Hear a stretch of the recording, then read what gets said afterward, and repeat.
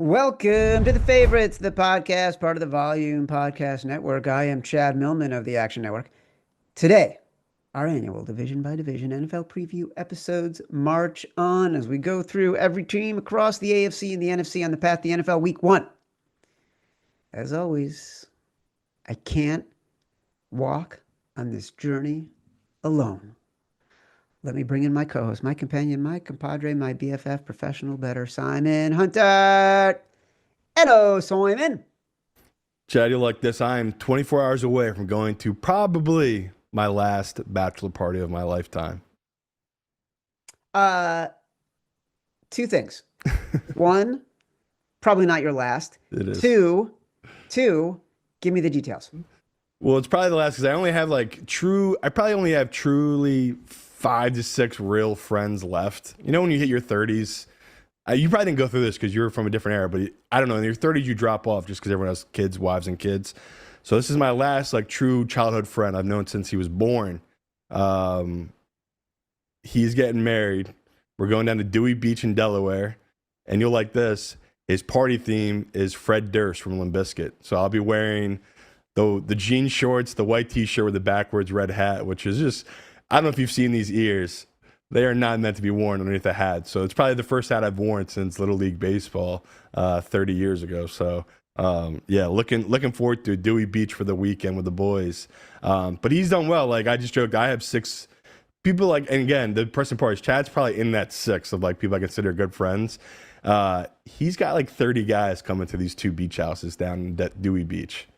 That's how many good close friends he has. So it's going to be pretty wild. A, I love that for him. B, I didn't realize that guys were doing bachelor party themes where everyone had to dress up. I thought that's something only that the ladies did.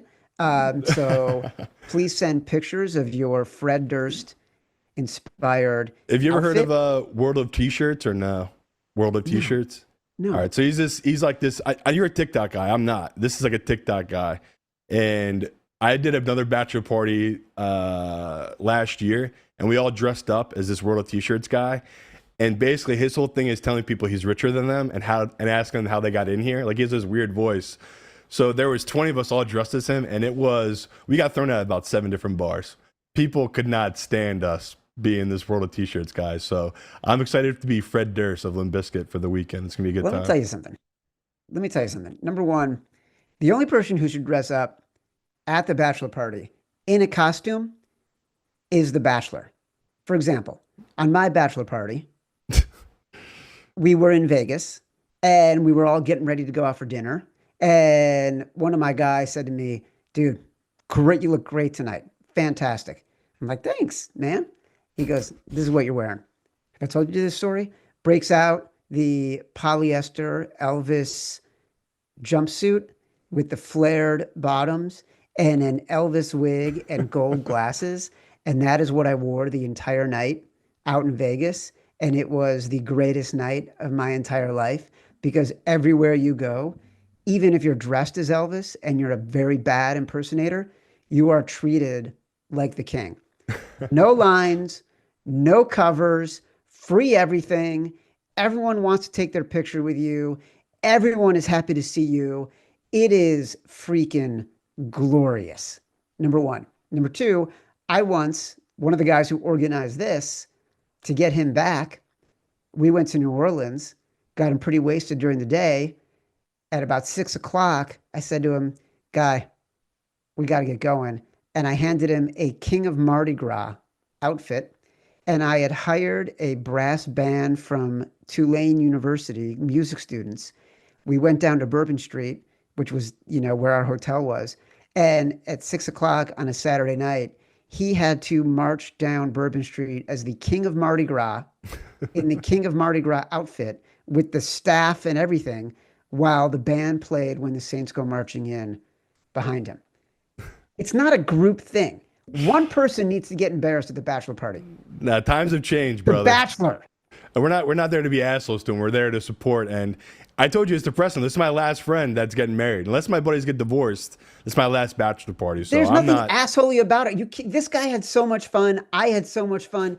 It's 30 freaking years later, and we still laugh about these. By the way, on all the trips that we go on every single year with all my high school buddies and their wives, we all still laugh about it. I'm excited for you to be Fred Durst and Limp Bizkit.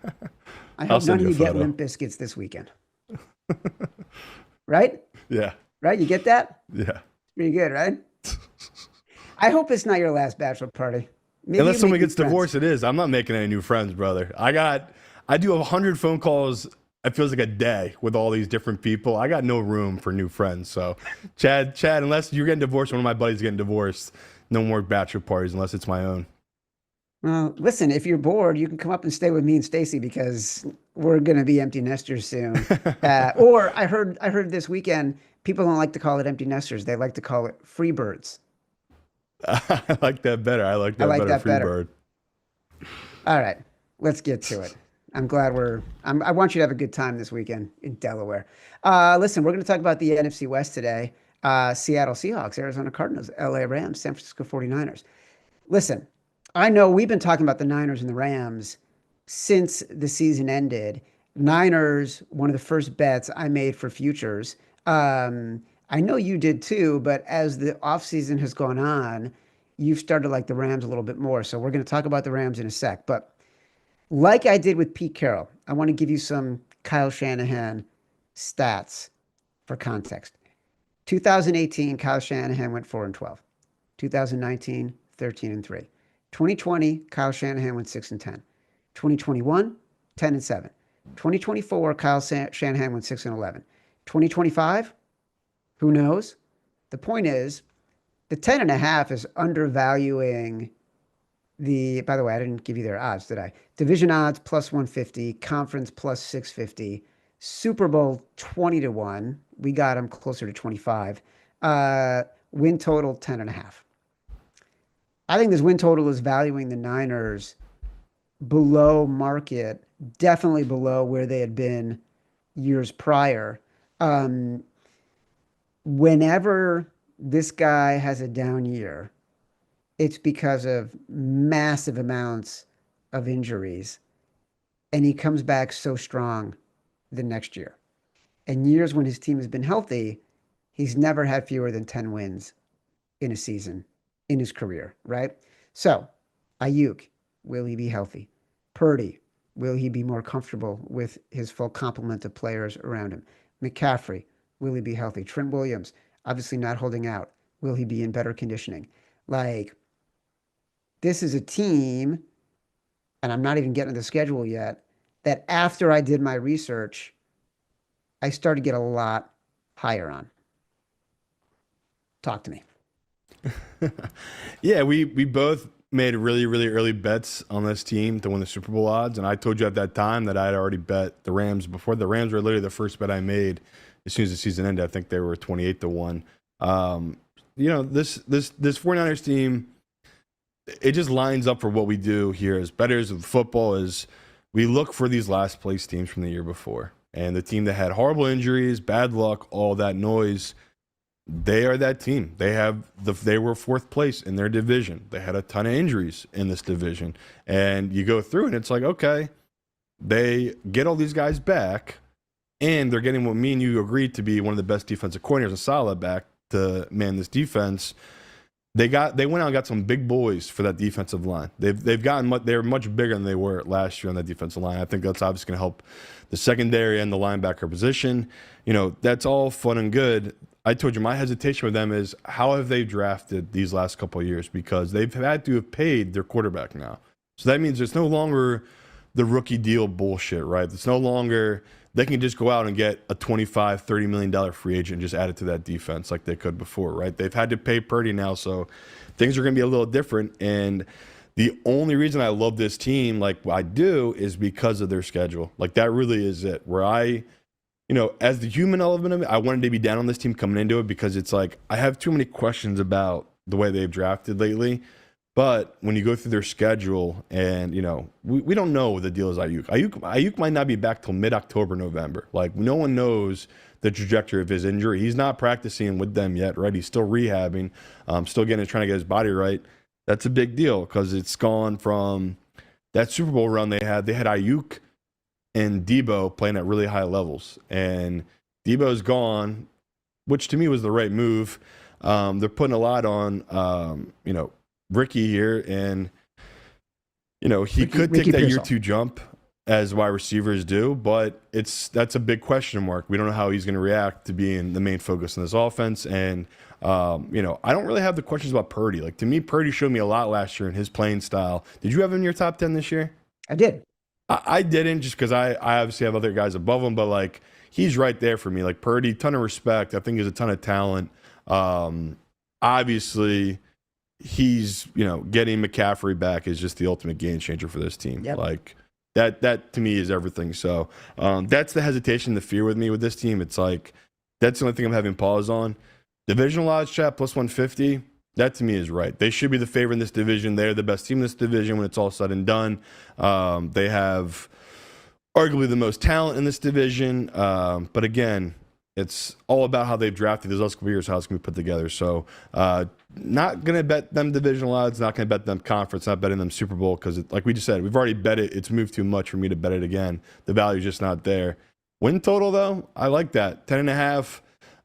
I think the books are kind of showing their ass here. Like, everyone in the general public is like, whoa, that's high for a 49ers team that was in last place last year. And even the ones that are like, well, they were hurt, they're going to be better, they still don't see that many people giving them over 10 wins where, again, it's all based off schedule. I have them at 12 wins. So I have them a win and a half above what the books are projecting. So, yeah, my model really likes them.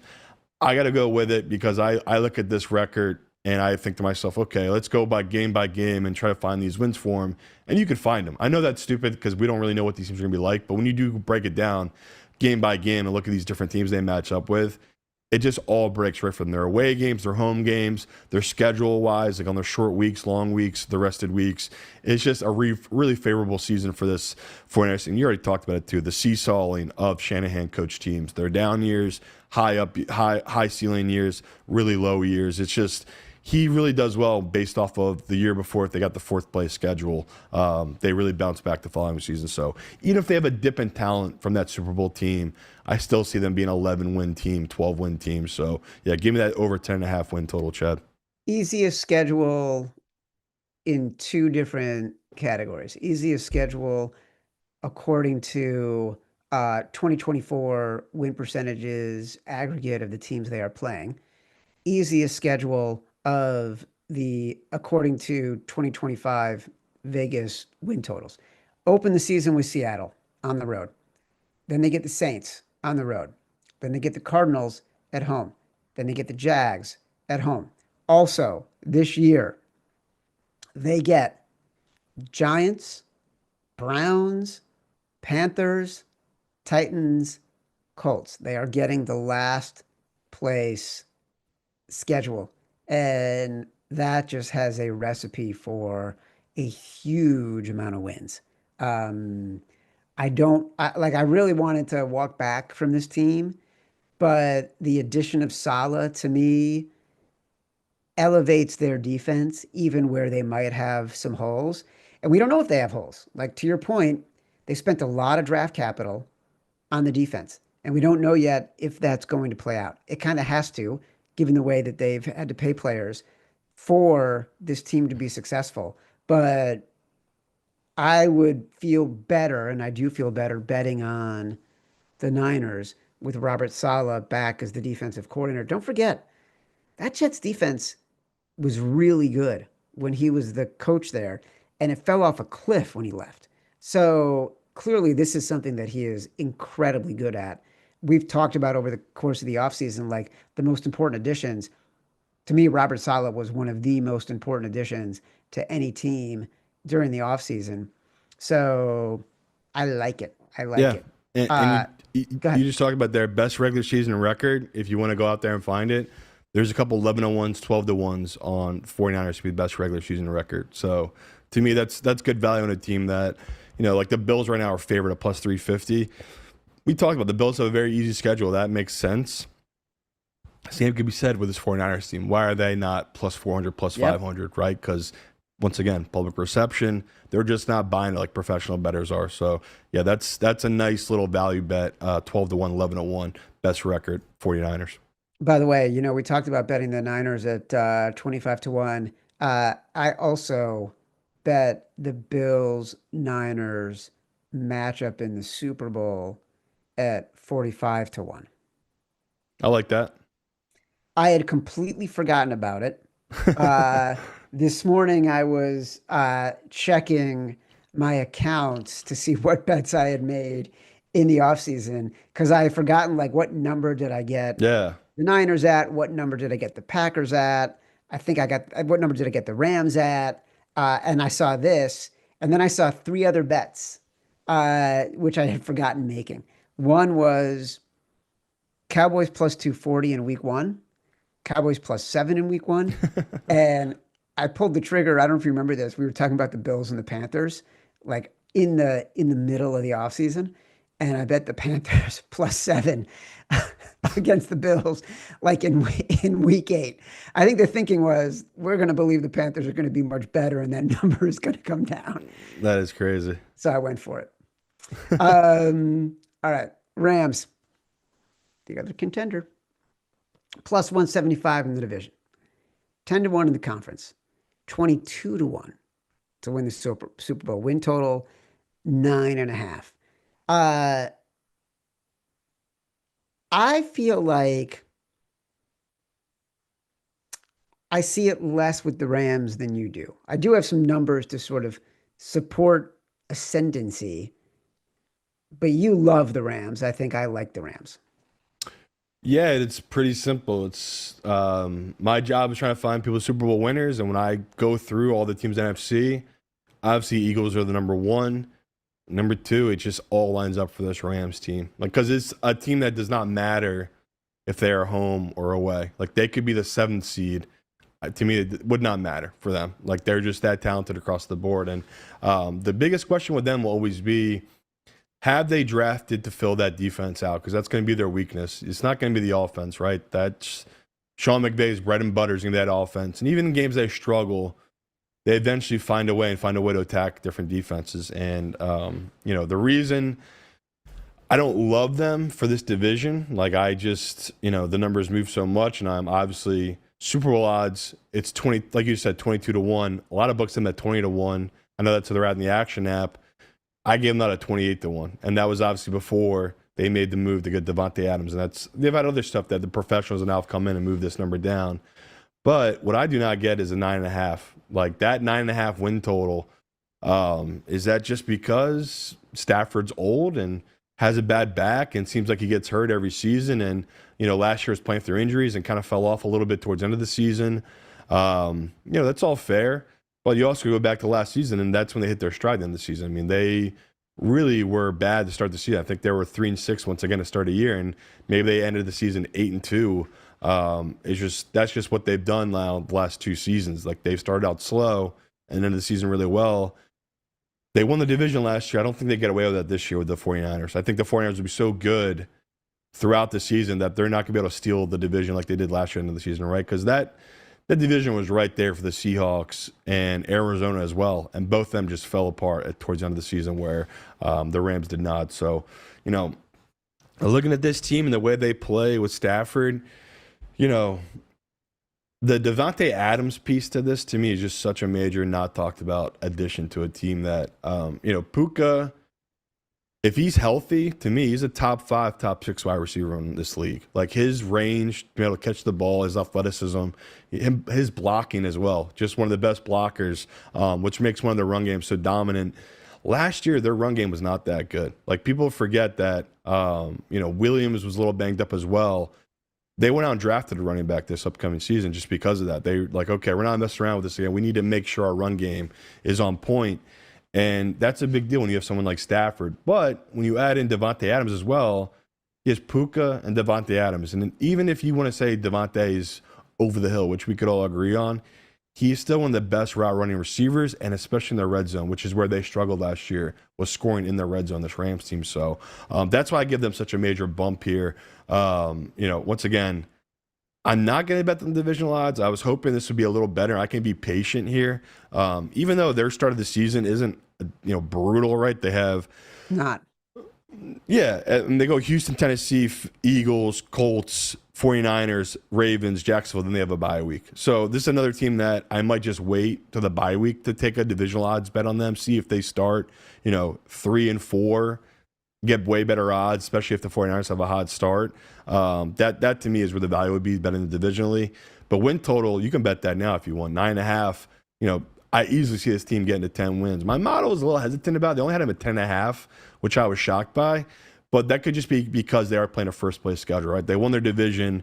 They're going to have to play the Eagles. They're going to have to play the Bucks. They're going to have to play Detroit. That's always going to make your season a little bit tougher for win totals when you're using a model to base off wins. So to me, I would take the win total here. I have no fear in it. Sean McVay, 10-7 at worst to me feels like that's the low bar. Even if he gets hurt, once again, Stafford, I know he's not that good of a quarterback, Jimmy Garoppolo, but he's a veteran that knows how to run this type of offense, right? He's not the type of guy that's going to burn you, especially when he has those type of weapons on the outside. So I think it's a little safety proof, the fact they have a veteran presence like that and Jimmy backing up Stafford. And 10 wins feels like it's not crazy to bet on at this point. So, yeah, we're starting off at the top. 49ers over win total. Same with the Rams. I like the over for them as well at 9.5.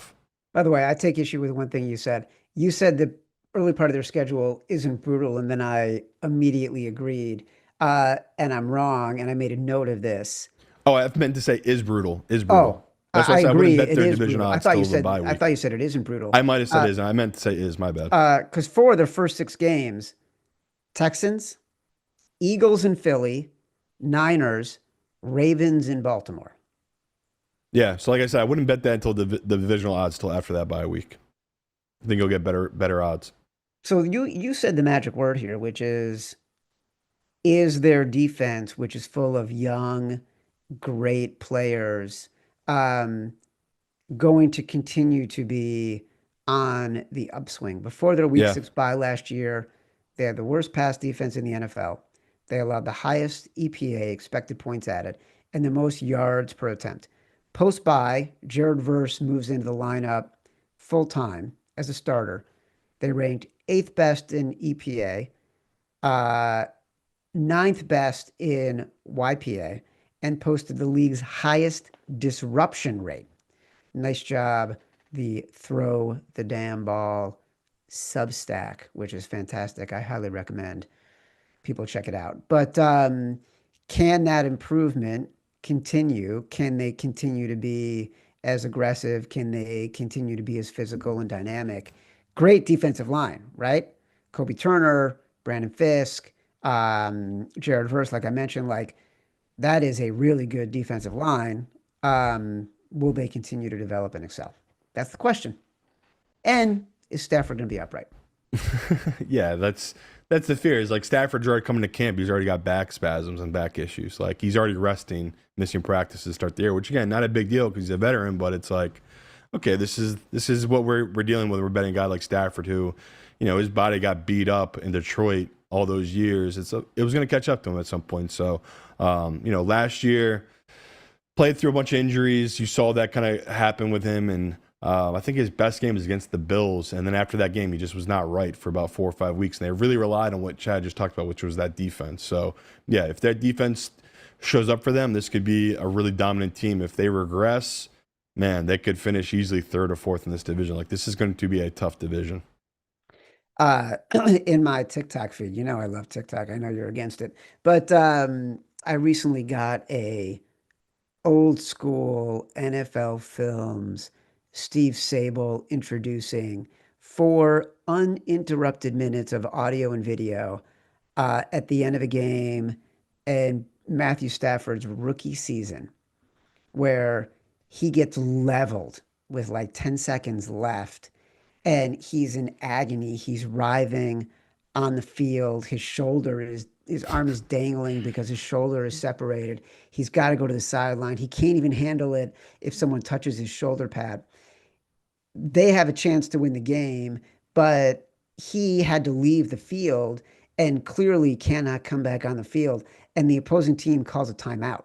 So he gets about 30 seconds of a blow, and that allows him to come back onto the field for the final play. With one arm, he throws the game winning touchdown. And that is the beginning of the Matthew Stafford legend and why his teammates love him so much because he's such fucking badass. But it just reminds you, what a terrible fucking game. Like, he got leveled. He shouldn't even have an arm after what happened to him. And he got out there without even shots. Like, you could see he's on the sideline the whole time. Gets out there and just fucking throws a dime. Yeah. Baller. I remember that one. The best is just the sounds he makes. He's just like, I can't, guys, I can't feel my arm. But it is historical when he goes back and wins the game. How dare you try to diminish the toughness of Matthew Stafford and make him sound like he is whining and complaining? It's just funny sounds. He makes funny sounds. Dude, it's not right. Not right for the quarterback that you have in the top 10 perennially. Cardinals, plus 450. 26-1 to win the conference. Super Bowl 50-1. Win total 8.5. So this is what shocked me, and I mentioned this the other day when we were talking about the Chiefs. I was going through Kyler Murray's career because, like, one of the things I was reading up on talked about how he injured his knee, I think in 2021, and that last year, maybe 22, I can't remember which, but last year was sort of his best year since early part of 21 when he was having an MVP caliber season. And in my head, Kyler Murray just still feels like a guy who's a year removed from being a rookie because we keep waiting for him to live up to his potential. And then I realized, as I said, he started one fewer years than Patrick Mahomes. And the difference in how we think, and I know different coaching, different franchises, different talent, et cetera, et cetera. But Kyler Murray, the fact that we still talk about Kyler Murray as a guy who, if he can put it together, who we're counting on living up to his potential, it feels like the same conversation every year. So what are we going to get? Like, is he going to be the guy who, when he had Cliff Kingsbury and was great in early 2021, who last year started to show flashes of being a little bit smarter in the pocket, taking fewer sacks, having this team rally around him? Best year certainly since that early 2021 season, early part of 2021. It's the only question, right? Like, that's it. Is Kyler Murray the guy or not? Yeah, the joke with Kyler Murray is he's always a year away. He's a year away from being a year away. That's Kyler Murray. By the way, is that the joke? I didn't even know that. Yeah. I mean, there's always quarterbacks like him where that joke isn't on TikTok. Simon, again, I don't have TikTok. I'm a grown man. You're the TikTok guy. All right. Okay, grown man. I look forward to seeing your pictures from the Limp Bizkit telethon this weekend. You're jealous. Sounds like you're jealous. All for that nookie. I look at Kyler Murray and I always see the potential, but it's just, I think we're all just sick of the inconsistency where it's like, 1 week he can look really good, and then the game that pissed me off the most last year that we should have seen coming was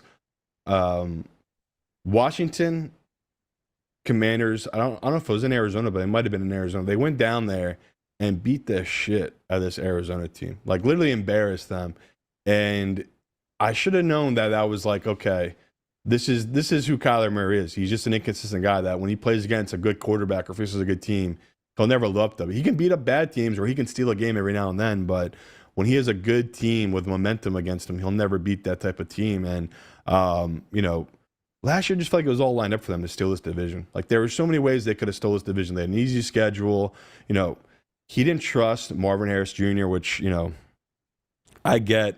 But even McBride, like, I think McBride had some crazy streak where he had like the most catches in NFL without a touchdown. Like, a bunch of weird little things like that where, yes, we can say his offensive line's not that good and that defense isn't that good. And, Buda Baker is all they have on the defensive side. And that's why this team struggles. They're always going to be a couple of draft pieces away, and it's never Kyler's fault. But when you really dive into it, it's like there's games that are winnable for them, and Kyler doesn't live up to those moments. And like you said, we're in the 7th year here.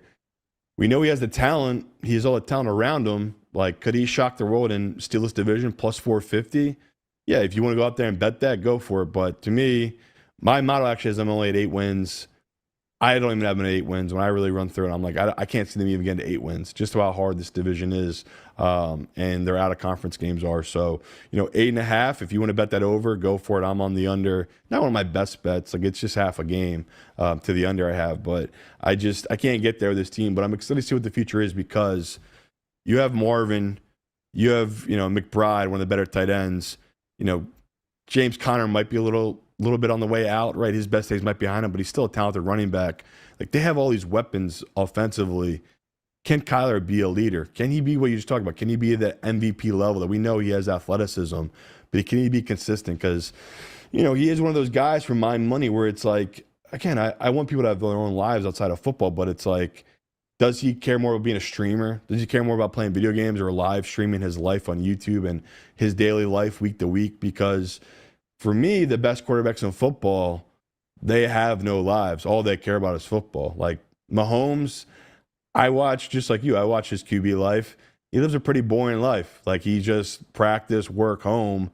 Jalen Hurts is a robot. That's all he does. Josh Allen, that's why I can't wait to watch Hard Knocks. Everything I heard about Josh Allen is, yeah, he has fun in the offseason, but he is a boring robot during the season. He just does the same thing all day, every day. It's just all about football and commitment. So can Kyler take that next step, Chad? That's the big question. And I don't think me and you either want to put our money into that. Like, I don't believe in enough to invest my money into him for the next 6 months. So I'm very down on Kyler and this team right now. And it's for a good reason. It's just a really tough division. He's never taken that next step and shown us that he deserves that respect that these other quarterbacks have.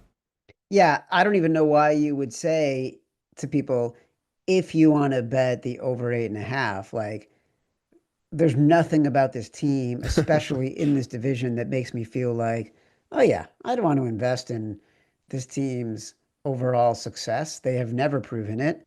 They had some flashes last year, but in the end, they had their classic Cardinals games and classic Kyler Murray games. Um, there's a lot of teams. We've talked about them already. Talk about the Saints under. Talk about the Panthers over. Talk about the Titans over, right? Like talk about the Raiders over. It's been a lot of games, a lot of teams that we can talk about betting on. The Cardinals just feel like they got a Colts vibe. No read, middle of the road, no value.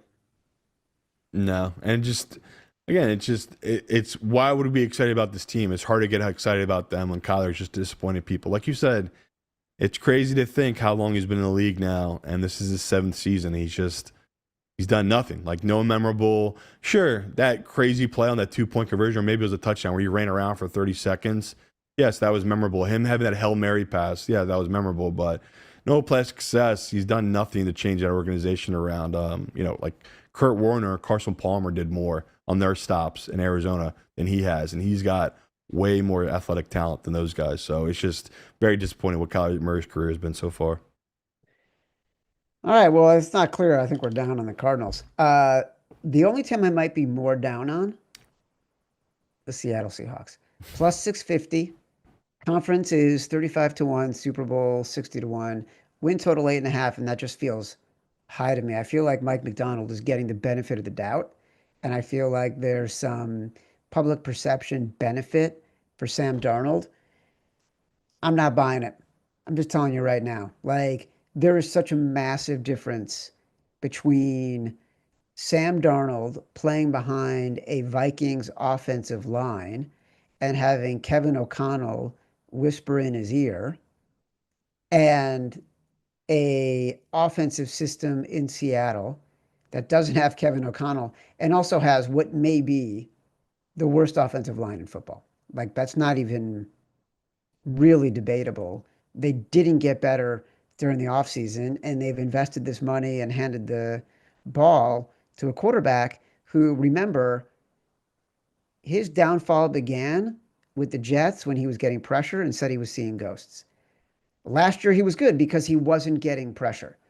So, what have the Seahawks done to make sure that Sam Darnold is not going to be pressured? He was pressured in the playoffs, got crushed in the playoffs. So, I worry that they've handed a lot of money in the ball to a guy who isn't going to have any protection. Uh, I would be buying the under on the Seahawks 8.5. Yeah, it's an interesting team where they've really revamped this whole offense. And, I remember some jackass 2 years ago said they had potentially the three best wide receiver trio in all of Maybe football ever. history. Yeah, ever. Who the fuck would say that? What kind of dickhead say that? DK Metcalf, gone. Tyler Lockett, gone. So they've gotten rid of two of their studs. And, the biggest question to me is what you just talked about. Like, I think this win total reflects what you just talked about their head coach, that he's one of the best defensive minds in all of football. So you're going to respect that their defense is going to be, top 5, top 10 potentially. Like, they should really get better year 2 of running his defensive scheme. And, we saw last year they did improve as the year went along defensively. But you just nailed it. Like, that fact that they brought in Sam Darnold when they knew they have a bottom 3, bottom 5 offensive line, it's criminal.